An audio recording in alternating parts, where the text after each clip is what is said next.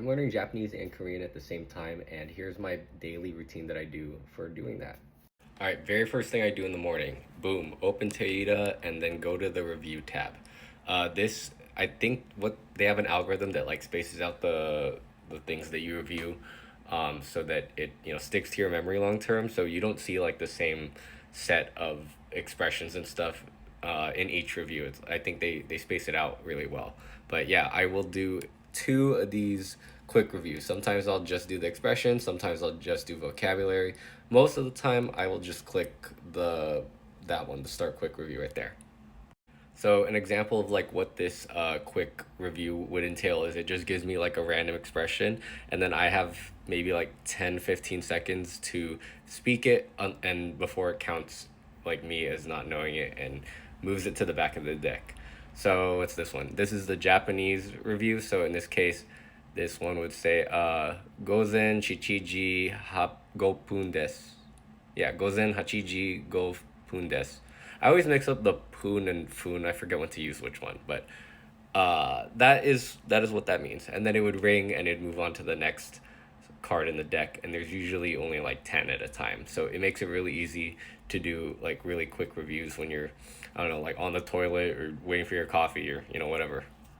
Then in another part of the day, maybe like later in the morning, I will switch over to the Korean language and I'll do like a review, and then I'll do like my chunk of lessons for that day. I specifically save Korean for like another part into the morning when I'm more awake because it's less familiar to me. So I want to like, be at my best performance when I'm in taking like these lessons because these are like brand new. I'm getting a little bit more comfortable in Japanese since I have a few weeks head start on that. Okay, ooh, new app.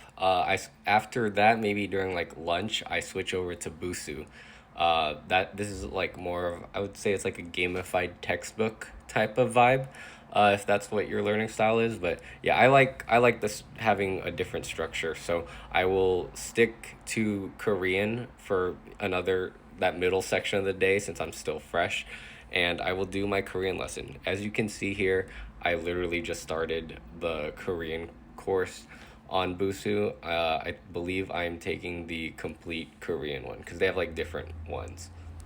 Once I complete my Korean lessons in Busu for the day, I will switch back over and context switch back to Japanese. Clearly, I'm a lot farther in Japanese, and I will do some lessons here. What's really nice is that Teida actually moves a lot faster than these lessons, but not as thorough. So it's kind of like a review, but like also like I'm learning more in depth of the concepts that were covered in the Teida lesson.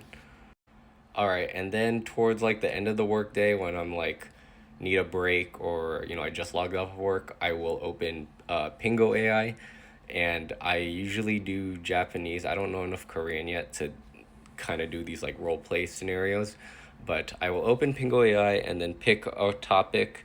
Usually, like I'll do like one that I have already done so I can warm up again, and then I'll pick like a new one, uh maybe preferably one from like a lesson, the Japanese lesson I learned that day that covers it, and then I will just try to hold a conversation as long as I can.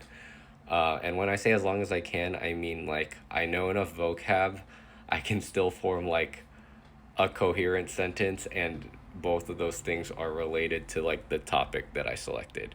So these conversations don't last very long, but they are like relevant, and you get your speaking practice in. So yeah.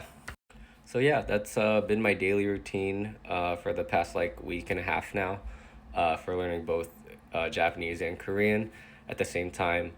It's probably not optimal, but I think suboptimal gains are better than procrastinating on doing anything and making no gains. So we'll see how this kind of routine evolves as I get deeper into both of the languages. And yeah. Oh, one thing I forgot to mention, I also have Anki flashcards just for like the alphabets. So hiragana, katakana, and then hangul. I do all three of those just random times throughout the day. They literally take like 3 minutes or less to go through like a deck of 20 at a time. So to summarize, um, start with Teida, like a review, then do a Teida lesson, and then Busu lessons, and then Pingo AI conversation, and then throughout between those, for speaking type of exercises, I'll do Anki flashcards. That is my plan.